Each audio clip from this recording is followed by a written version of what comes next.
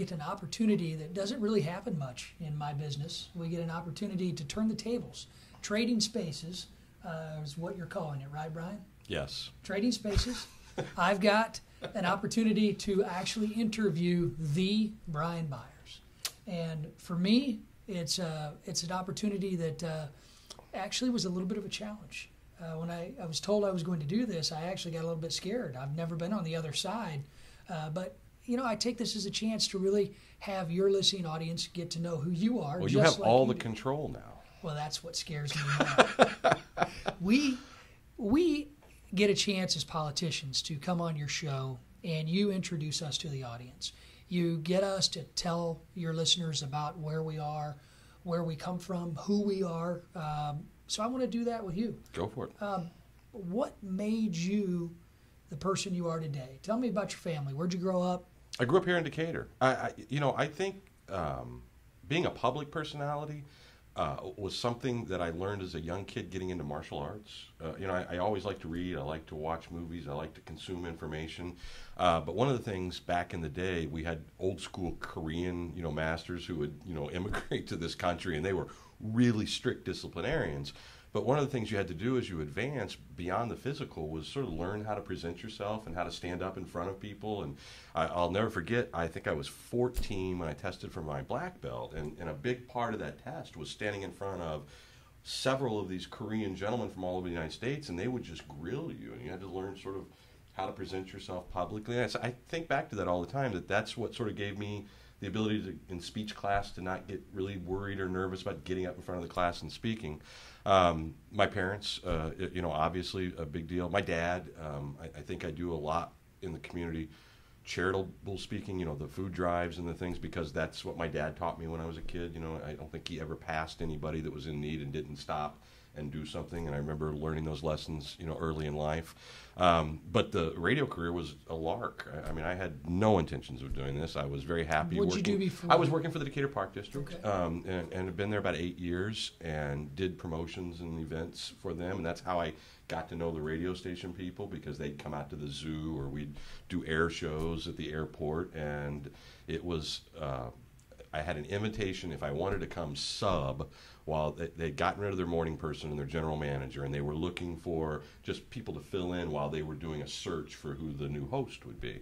And I swear to God, the only thought I had was, well, this would be cool. I can tell people I did this, for a couple of days. And that was the only thought I had in my head. And here we are 20 years later, and it was truly a lark. So you did it on a temporary basis, and then they said, you know what, you've got listenership. Yeah, the search must not have been going well. And they said, we're stuck with this guy. But I remember being, and this is funny because Bill Clevenger can tell you this story, being in his office, and I enjoyed my job. I wasn't looking to leave. What years were you at the Park District? I left in 96, so, okay. 88 to 96. And he sat there and he told me, you're making the biggest mistake of your life. Don't do this, He still tells you that. Oh, no, I like to give him grief about it now. And he was, in all honesty, just trying to look after my best interest. Right. And it is a tough business. I don't know that anyone gets in and thinks they're going to be doing the same morning show in the same market for 20 years.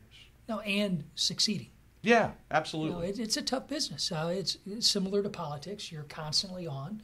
You're being asked questions. You're being asked to do things on a regular basis, and you have to keep that level of debate. It doesn't change. I think in some jobs, 20 years in, you can coast a little. Mm-hmm. We can't coast. 30 years ago, there were 5 radio stations in town. Now there's 11 radio stations in town. So the competition's always there. The listeners don't care that you're 48, and it's a lot easier, harder to get up and go and be out till 10 o'clock on election night and turn around and be back on the air at 6 a.m. So you're right. But I like that. My personality, I think I'd be bored if I had a job that didn't call for constantly staying on top of things. So you've had a radio career since the early 90s. Mm-hmm. Tell me what your most surprising interview was. Well, we've had, it depends on the category. Guests Start or with politics. Politics. We've had a few flare-ups. I think maybe the most surprising was Senator Dick Durbin a couple of years ago. Something changed about him in Springfield. He was the guy or in Washington, D.C. He was in Springfield. you didn't have to necessarily agree with his politics, but before he became sort of the pit bull out there, his attitude, 20 years ago was not what it is today. And I remember we had requested to do an interview for a long time. It became an issue, and staff, we had to jump through all these hurdles. I mean, he is our senator. Senator Mark Kirk's on all the time. Senator Barack Obama was on all the time. And we finally got him on, and he just wanted to start a fight that morning. I mean, he just wanted to. And then and we were 2 weeks out from the food drive. And at one point, I had asked him about, is this a good time to be raising taxes? And he went right into this. You don't care about poor people. When was the last time you were at a food bank? I mean, here we are, 2 weeks out of a food drive that's going to raise, 700,000 or 800,000 pounds of food for the and I just lost. I mean, I literally put him on hold, and I was probably disrespectful. But it was just, to me, it was just sort of all the stereotypes we have of people going to D.C. and just becoming completely out of touch with the people that they're supposed to represent. I would have expected more professionalism. I probably should have, shown more professionalism. But that surprised me. It's like he wanted to fight. Well, that's interesting. So politics, it seems to be, much of your show. You're bringing in politicians. You're bringing in those who are running for office. You give people a platform to talk about how they want to make a difference. Now, speaking of politics, we just had a recent election here in Decatur. We have a new governor. Give me your biggest surprise election results over your career. There's been a lot of them. We've had some great moments, and I feel like our job is we have the access to the politicians. And so we don't want to give people a 5-minute interview. We want people to really, and what I love about radio is it's not scripted, it's not edited down. When you come on for a half hour, you have that whole half hour to express yourself. And if you want to follow up and make, more points, you can. We're not taking what you're saying and editing it down into a small amount. And so hopefully through elections, and I do make endorsements based on, getting to know people. And I try to be nonpartisan with that. I mean, in this last election, I endorsed Democrats, I endorsed Republicans, the city council. I think council and mayor and those races are very important because there's so much more impact on your day-to-day lives. So we try to give the time to those candidates. I remember talking to President Obama, who was then State Senator Obama, the morning before his speech in Boston at the Democratic National Convention. Really? And they were already setting the stage for him, to be a superstar. And he was a bit nervous about the speech, that was coming up. And so it was kind of cool to get, then to watch this historical sort of thing happen on TV and then what transpired. Speaking of him, there's always a great story. Of course, you remember the boondoggle that was Alan Keyes. And Alan Keyes came into the studios, and he was a guest for a full hour. I think I said, "Good morning, Mr. Ambassador," and he didn't stop talking for 60 minutes. And at one point, it was like he was levitating. I've never met anybody even remotely close to that. But we've enjoyed, I think for the most part, had good relationships for the most part. People would get a knack that people were tough on people. I think we can be. We expect answers. And if you don't give answers, then maybe we're a little tough. But I think over the years, we've had really, really good relationships with the Julie Currys and the Penny Severins and the Dwayne Nolans and the Frank Watsons, and then from our past Congressman LaHood to our fine Congressman from Taylorville, Illinois, and we've enjoyed good relationships, and I think it's important. Part of our license to broadcast is to serve the community, and that's telling you what your lawmakers are doing. Well, I found it enlightening to come in. I found it's not always been a cup of tea. It's not been an easy interview, but it's given me the opportunity to come in and express my viewpoint. And that's what you've been able to do with so many of our elected leaders. It's interesting you talk about Barack Obama. People will ask me all the time if I ever met the president. And I met him when he was a state senator. Yeah. He's a very nice guy. Very interesting individual to talk to, very down to earth. He was very accessible. Yes. As a candidate for the U.S. Senate, I mean, we interviewed President Obama 7, 8, 9, 10 times. Over so he was definitely a rock star. But while he was here, we found him to be very an easy interview. He's easy in person to sort of agree to disagree with, and I didn't get some of that edge that I see now. Maybe that's just a little world weariness from being the leader of the free world. But yeah, he's great with media. And I think if many Republicans would have met Alan Keyes and had the same experience you had before he was brought in, they recruited him to move to Illinois and run. Yeah, that was. I often think about what would have happened if Mike Ditka had actually run in that race. Could have changed the course of world history. Well, there are a lot of folks who now I think believe that they could have changed world history, but I believe that Barack Obama would have won regardless. They had a great campaign. We can tell on our end in the media when a candidate's got a good ground game. I mean, we're one of the first indicators because and it was my new Governor Rauner was going to be good because he had the best ground game since Senator Obama. You know, when they're the difference between a Kirk Dillard and a Bruce Rauner is that we had to track Kirk Dillard down to give him airtime. Rauner's people were calling us every day asking for it. And from a media perspective, we can identify when a candidate's got, you know, the right stuff. And I don't mean what they stand for, just that they understand the way it works. Well, you've had candidates over the years who had the right stuff. They've done the right things, and then they've still lost. Yeah. What's your biggest surprise?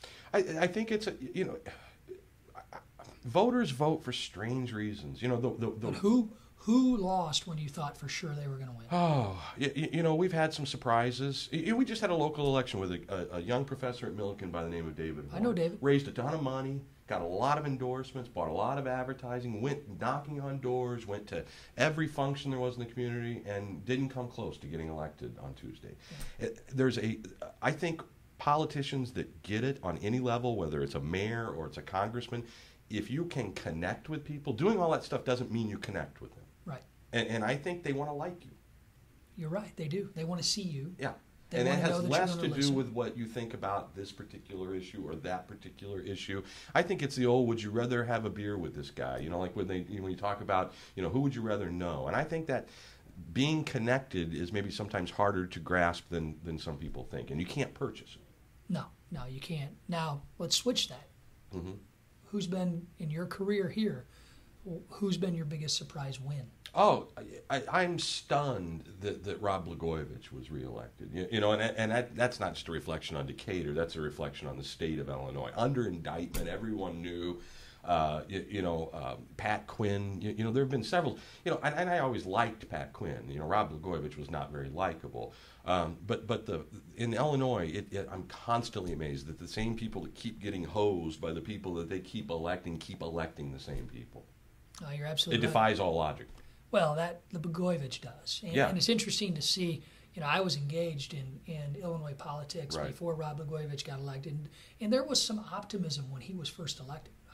As a Republican, I got to give him credit. I remember the first time I met him, Julie Curry, we were on location doing our show at what I believe was at the time the Blue Phoenix, which was a restaurant here in town that was that used to exist. And we were doing our show there, and she popped in with him, and he couldn't have been more charming. Oh, yeah.